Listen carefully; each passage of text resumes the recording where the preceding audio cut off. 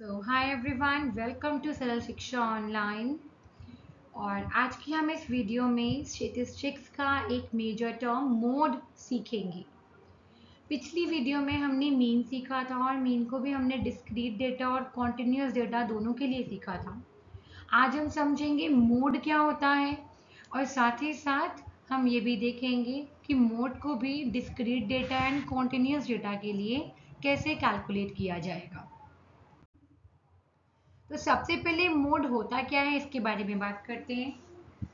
Suppose we have data, है ना। Data है हमारे पास। कैसा डेटा है? डेटा को हम लिख देते हैं 1 1 2 2 2 3 3। कोई भी चीज़ आपने नोटिस करी है और उसका इस तरह से आपके पास वैल्यू आ रही है, ठीक है। And then 4 and then 5 5।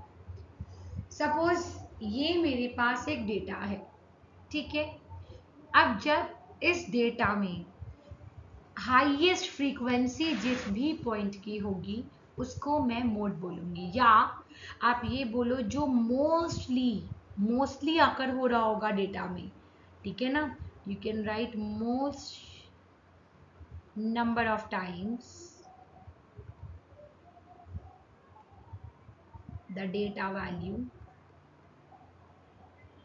occur, so that data value will be my mode. Okay, जो मोस्ट नंबर ऑफ टाइम्स आपको दिखेगा उसको हम मोड बोलेंगे। तो यहाँ पे आप चेक करोगे तो मोस्ट नंबर ऑफ टाइम्स कौन सा दिख रहा है आपको? 4 जो है मुझे सबसे ज़्यादा दिख रहा है, तो 4 विल बी माई मोड। ध्यान रखना ये 4 सपोज 5 टाइम्स भी हो सकता है, ठीक है। तो मैंने आप यहाँ पे 5 टाइम्स इसीलिए किया है आपको ये समझाने के लिए कि जितनी बारी वो अकर हुआ है वो आपका मोड नहीं है। जो डेटा वैल्यू सबसे ज़्यादा बारी अकर हुआ है वो डेटा वैल्यू आपका मोड है। तो ध्यान रखेंगे बेटा, मोड आपका ऑब्जर्वेशंस में से आएगा, ठीक है ना। फ्रॉम ऑब्जर्वेशंस कितना नंबर ऑफ टाइम वो अकर हुआ है, that is not your mode. तो इस डेटा का मोड तो हो गया 4। नेक्स्ट चलते हैं डिस्क्रीट डेटा। वैसे जो मैंने अभी आपको लास्ट बताया वो आपका डिस्क्रीट डेटा ही था। फिर भी अगर आपको एक और डेटा में वर्क करना है तो I am giving you a data और आप इस पे वर्क कर सकते हो, राइट।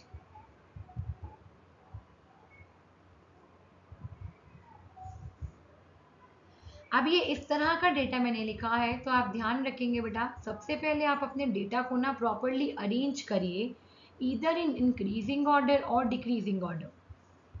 तो मैं इसको इंक्रीजिंग ऑर्डर में कर लेती हूँ अरेंज। जब मैंने इसको इंक्रीजिंग ऑर्डर में अरेंज किया तो मैंने देखा कि जो 10 था वो भी 3 टाइम्स आया हुआ है, मैक्सिमम नंबर ऑफ टाइम्स, और 11 भी 3 टाइम्स आया हुआ है। तो इस डेटा के दो मोड निकल जाएंगे, 10 एंड 11, ठीक है। अदरवाइज अगर एक नॉर्मल सिंपल क्वेश्चन बनाना है तो मैं एक और 10 बढ़ा देती हूँ। मान लेते हैं यहाँ पे एक और 10 था तो आपके जो आपने रीअरेंज किया डेटा यहाँ पे एक और 10 आ जाएगा, ठीक है। तो नाउ मेरे पास 10 जो है वो 4 टाइम्स आया हुआ है, तो इसका मोड क्या हो जाएगा? That will be 10, right. अब कई बार ये आपको डिस्क्रीट डेटा नहीं दिया होता है, आपको ग्रुप डेटा दिया होता है। ग्रुप डेटा होता है आपको इसका फ्रीक्वेंसी डिस्ट्रीब्यूशन टेबल दिया होगा, ठीक है ना। फ्रीक्वेंसी डिस्ट्रीब्यूशन टेबल दे दिया है। सपोज आपको बोला है कि जो 4 है, अब यहाँ पे हम लिखते हैं इसको एक्स आई हो गया आपकी ऑब्जर्वेशंस, और यहाँ हो गया एफ आई हो गया इसका फ्रीक्वेंसी। तो हम कहते हैं 4 5 6 7 8 9, ठीक है। ये मेरी ऑब्जर्वेशन हो गई, उनकी फ्रीक्वेंसी हो गई 7 9 2 11 4, ठीक है। तो अब मैं क्या देखूंगी इसमें? अगेन जिसकी फ्रीक्वेंसी सबसे हाईएस्ट होगी that will be my mode. तो फ्रीक्वेंसी 11 सबसे हाईएस्ट किस वाले डेटा वैल्यू की है? 8 की। तो my mode will be 8, right. ऐसे ही आपके पास एक कॉन्टिन्यूस डेटा आता है। तो कॉन्टिन्यूस डेटा में हमारे पास क्लास इंटरवल्स दिए होते हैं। क्लास इंटरवल्स जैसे कि आपको बोल दिया कि 0 to 10 मार्क्स वाले जो स्टूडेंट्स हैं, यहाँ पे नंबर ऑफ स्टूडेंट्स लिख देंगे जिसको मैं एफ आई से डिनोट कर दूंगी। तो वो वाले स्टूडेंट्स हैं मेरे पास 5, और 10 to 20 वाले हैं 7, और 20 to 30 वाले हैं 8, राइट। 8 9 8 हो गया। देन 30 to 40 वाले हैं से 2, राइट। और 40 to 50 वाले हैं 3। ठीक है, अब ऐसे में हम कैसे निकालेंगे मोड, ये मैं आपको समझाऊंगी। सबसे पहले तो हम यहाँ पे सर्च करेंगे मॉडल क्लास। मॉडल क्लास क्या होगी बेटा? मॉडल क्लास होगी वो क्लास जिसमें की फ्रीक्वेंसी सबसे हाईएस्ट दिख रही होगी आपको। तो फ्रीक्वेंसी हाईएस्ट है यहाँ पे, तो ये मेरी हो गई मॉडल क्लास। फाइन। अब मोड का फॉर्मूला आप सब लोग लिख लेंगे। मोड का फॉर्मूला होता है L plus F1 minus F naught upon 2F1 minus F naught minus F2 whole bracket into H। तो अब ये F1 F0 L H है क्या, ये देखते हैं। तो बेटा H तो होता है क्लास साइज।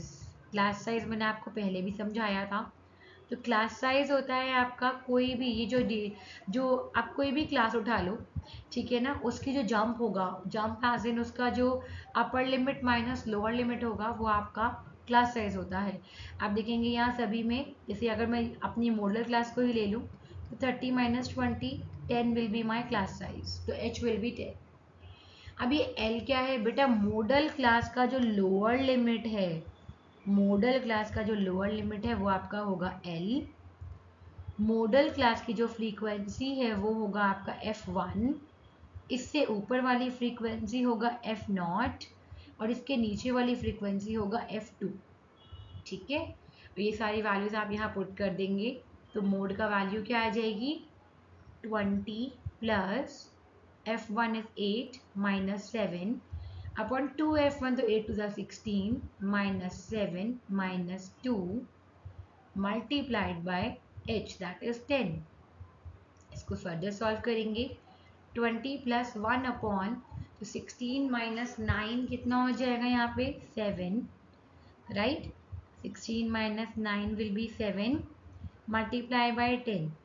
अब पहले मैं इसको सॉल्व कर लूँगी 10 बाई 7 को, तो 7 1 जा 7, देन 8 9 10 3 बचेगा, 7 4 जा 28, फिर 2 बचेगा, 7 2 जा 14, फिर 6 बचेगा, 7 8 जा 56। यहाँ पे मैं इसको राउंड ऑफ कर लूँगी 1.43 से, ठीक है। और आप यहाँ पे भी छोड़ सकते हो। तो 20 प्लस 1.428 आया, that will be 21.428। So this will be my mode. ध्यान रखना जो मॉडल क्लास है उसी के बीच में कोई आपको वैल्यू मिलेगी मोड की, ठीक है। So that's how we calculate mode. Mode फिर ध्यान रखेंगे क्या होता है? The highest frequency data point, the data point that have the highest frequency is mode. और अगर कॉन्टिन्यूस डेटा होगा तो आपको समझ आ ही गया है कि हमें कैलकुलेट करना कैसे है, ठीक है। चलिए, बहुत अच्छा। अगर ये वाली वीडियो अच्छी लगी हो, क्लियर हुई हो, तो स्टे ट्यून्ड। और आगे की वीडियोस को लेने के लिए, आगे वीडियो को देखने के लिए kindly subscribe to my channel. Thank you, all the best.